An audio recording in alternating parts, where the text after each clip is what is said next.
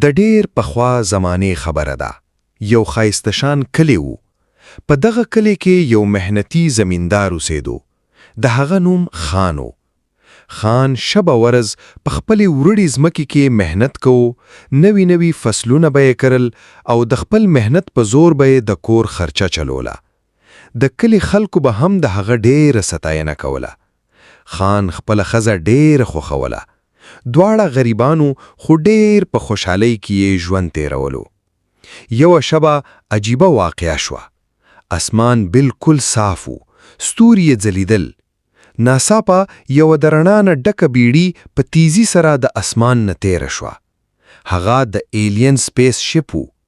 هغه روانو چې ناڅاپه د هغې نه یو غټ شان هګۍ لاندې ځمکې طرف ته راوغورځېدو او نیغ د خان پټي کې پرېوته. خو ځکه چې شبه وه چاته هم څه پته ونه لګېدې.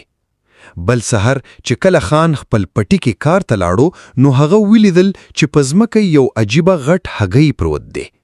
هغه حیران شو. ورورو هغې ته ورنږدې شو. لا هغه په غور مرده کتل چې هګۍ خپله په خپله ماته شوه او د هغې نه یو وړوکی ایلین ماشوم بهر راوتو. خان دا په لیدو حیران پاتې شو. لږ په زړه کې وویریدو هم، خو کله چې هغه ماشوم په معصوم आवाज کې وویل زما مور چرته ده، نو د خان زړه نرم شو. هغه سوچ وکړو چې دا ماشوم د خپل مور نه جدا شوی دی. خان هغه ماشوم پورته کړو او خپل کور ته یې راوستو. کله چې د هغه ښځې ولیدل نو په حیرانۍ کې وویل دا ته کوم عجیبه ماشوم راوستلی یې؟ خان په نرمه لهجه کې وویل دا ما پټي کې موندلی دی. بیچاره یوازې دی. مونږ له پکار دی چې رحم پرې وکړو. د خان ښځه هم نرمه زړه ښځه وه. هغې وویل سمه ده، مونږ به دا خپل بچي غوندې وساتو. دواړو د هغه نوم کېښودو کمال، ځکه چې هغه عام ماشوم نو بلکې رښتیا هم د کمال ماشوم و. وخت تیریدو. کمال د هغوی سره اوسېدل شروع کړل. هغوی به ورسره د خپل زوی غوندې مینه کول. خوراک به یې ورکول. خیال به یې ساتلو. کمال هم هغوی خپل مور پلار ګڼل شروع کړل. هغه ډېر خوشحالو. کمال ډېر هوښیارو او د خان سره پټي ته هم تلو شروع کړل. خان به ورته ویل بچي ته کور کې اوسه، خو کمال به ویل نه زه به هم ستاسو سره کار کوم. یو ورځ په کلی کې سخت طوفان راغی. تیزه هوا، باران او ټول فصلونه خراب شول. د خان مهنت هم برباد شو.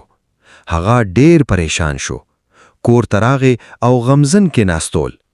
کمال ترې پوښتنه وکړه چې تاسو ولې پریشان یې؟ خان وویل بچي زمون ټول فصل خراب شو. کمال په مسکا کې وویل زه یې سمولی شم. خان وویل نه اوس هیڅ نشي کېدلی. خو کمال ضد وکړو. هغه پټي ته لاړو او خپل جادویي طاقتونه یې استعمال کړل. څو شیبې پس ټول فصلونه بیا شنې او تازه شول. خان دا هر څه په لیدو حیران پاتې شو او د خوشحالۍ د کمال غیږ کې ونیو. دا هر څه یو بل سړی هم ولیدل. د هغه نوم اشرف و. هغه لالچي انسانو. هغه سوچ وکړو چې که دا مخلوق زما لاس ته راشي نو زه به ډېر مالدار شم. اشرف په چالاکی پولیسانو ته خبر وکړو چې د خان سره یو خطرناک مخلوقه ده. پولیسان راغلی او بلا د څه تحقیقه د خان او د کمال دواړه ونیول. دواړه جیل کې غمزن ناستو، خو صبر یې کول. بل طرف ته اشرف خوشحالو، خو د هغه لالچ ختم نشو. هغه شبه پټه جیل ته لاړو چې کمال غلا کړي، خو پولیسانو یې د رنګو لاسونه ونیو. اوس اصل حقیقت مخې ته راغی. خان هر څه رښتیا بیان کړل. پولیسانو ته د خپلې غلطۍ احساس شو. هغوی د خان نه معافي وغوښتل او هغه یې خوشي کړو او اشرف ته سخته سزا ورکړې شوه. خان او کمال بیرته کور ته راغلی. د خان ښځه هغوی په لیدو ډېره خوشحاله شوه. څو ورځې پس خان وویل بچي اوس تا ته د خپل اصل مور پلار ته واپس تل پکار دی. شبکه هغوی پټي ته لاړل. کمال د خپلو طاقتونو په زور د خپل مور پلار ته پیغام ولېږل. لږ وخت پس هم هغه سپیس شپ د اسمان نه راکیزه شو. د کمال مور پلار لاندې راغلی. هغوی د خان شکریه ادا کړه چې تا زمونږ ماشوم د خپل ماشوم غوندې ساتلی دی. د تلو په وخت کې هغوی خان ته سرزر او دولت ورکړل. خان او د هغه ښځه اوس مالدار شوي وو، خو بیا هم د پخوا په شان نیک او ساده خلک وو او په خوشحالي کې یې ژوند تیرول. او بچو، د دې قصې نه موږ ته دا سبق ملاویږي چې نیکی او رحم هیڅ کله ضایع نه ځي او لالچ انسان ته همیشه نقصان رسوي.